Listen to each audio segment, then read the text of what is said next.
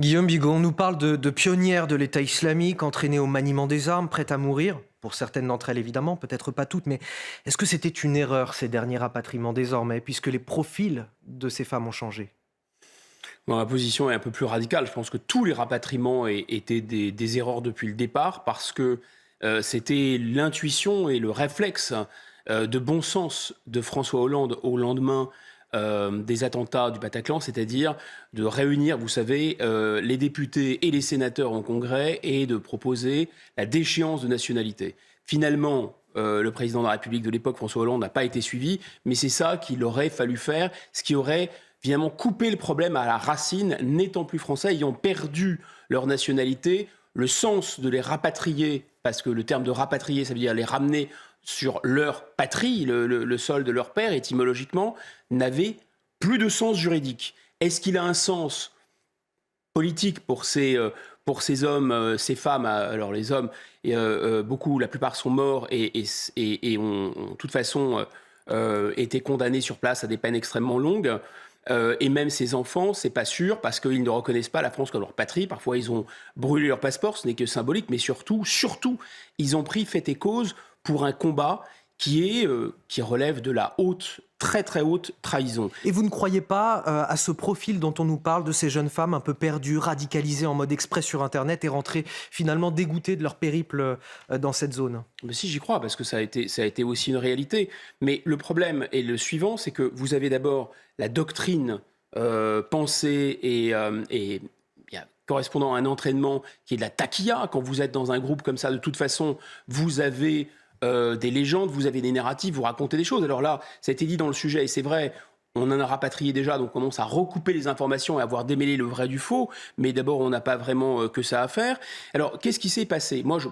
On a eu l'occasion aussi d'aborder cette question. Je pense que les enfants en bas âge peuvent être éventuellement amendables, mais il faut être sérieux on s'est engagé dans un combat de ce type, hein, qui aboutissait à brûler vifs des prisonniers, à égorger, à décapiter des hommes, des gens sans défense. Et surtout, il faut bien comprendre qu'il y a une sorte de lien qui est assez complexe entre qu'est-ce que ces gens, c'est le djihadisme, c'est-à-dire c'est une vision radicale de l'islam qui entend prendre le pouvoir par l'extrême violence. Ça a été le projet de Daesh, c'est le projet d'Al-Qaïda, c'est le projet des terroristes.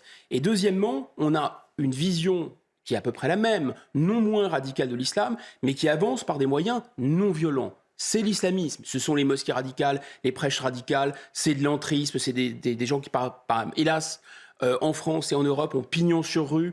Et voilà. Et en réalité, il faut bien comprendre que les deux, d'une certaine façon, se tiennent la main. Bizarrement, lorsqu'il y a des attentats, les islamistes non violents avancent aussi. Donc il y a un problème de subversion, un risque de subversion d'une partie de la population. C'est pas qu'ils vont prendre le pouvoir en France, c'est qu'ils sont capables de créer vraiment des fractures très très graves dans notre société.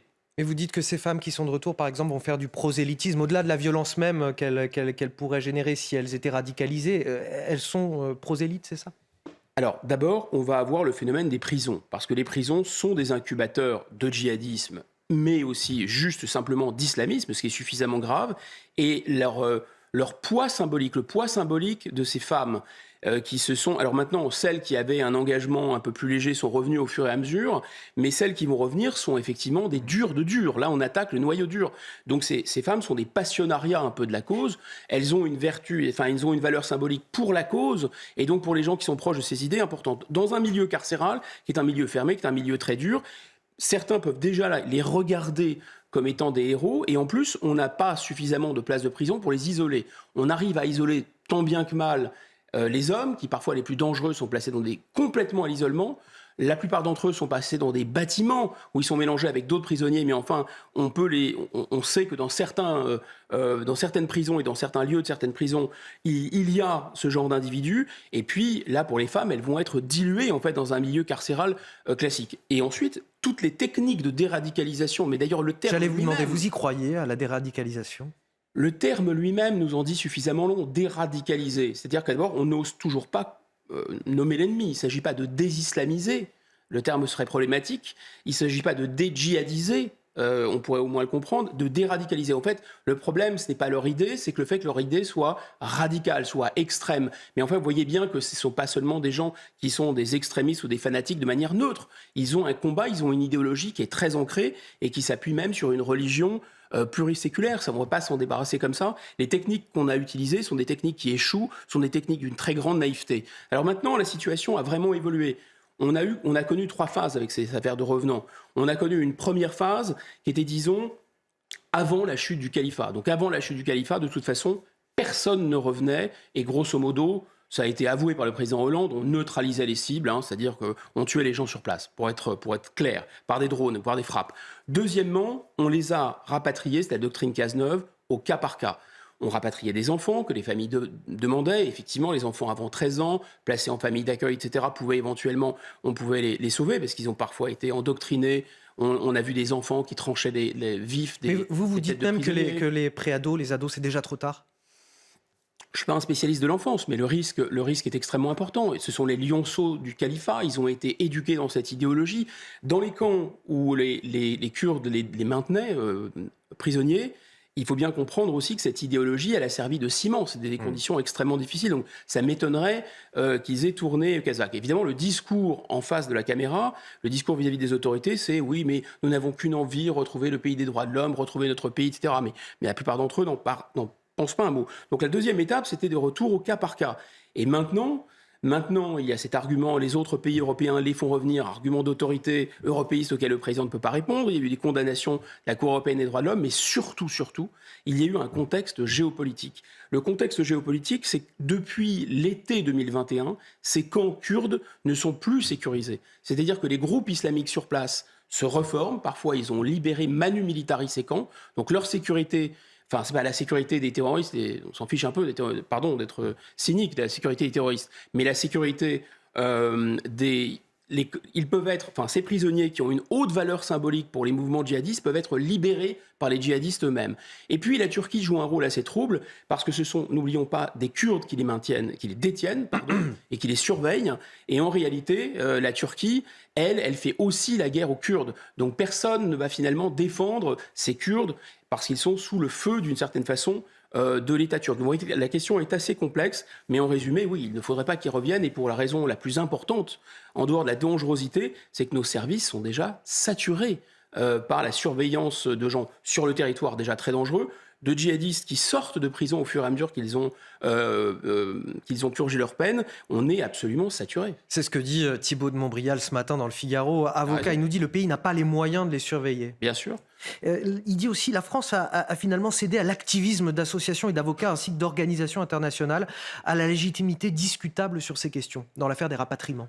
Il y a eu les déclarations de l'UNICEF, effectivement, les petits-enfants, etc. Il faut être gentil avec les enfants. Bon, tout ça s'appuie. Mais même sur ces femmes, même sur ces femmes. Mais voilà, ce que j'allais dire, il y a la Cour européenne des droits de l'homme. La France a subi forcément la pression de ces associations, de ces avocats et de ces instances internationales dans ce dossier qui a poussé au rapatriement de ces personnes. La CEDH...